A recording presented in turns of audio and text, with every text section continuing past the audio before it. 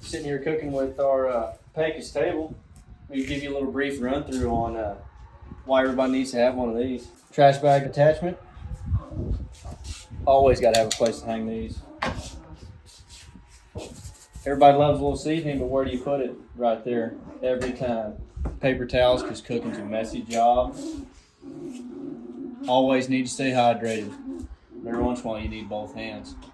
Cup holder's got you every time. Lastly, always protect the Pecos with the walnut cutting board anytime you have anything that puts off a lot of heat. So here we are, first step cooking these fajitas on our Pecos table. Got to get those veggies down. You get those veggies down, they start warming up. Always got to give them a little something for flavor.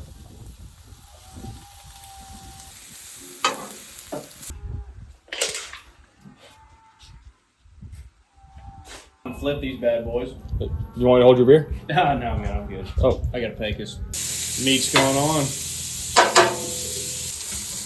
When the work day's over, don't work hard to get everything cooked. Do yourself justice. Get a Pecos. They keep everything close. Tortillas on the Blackstone.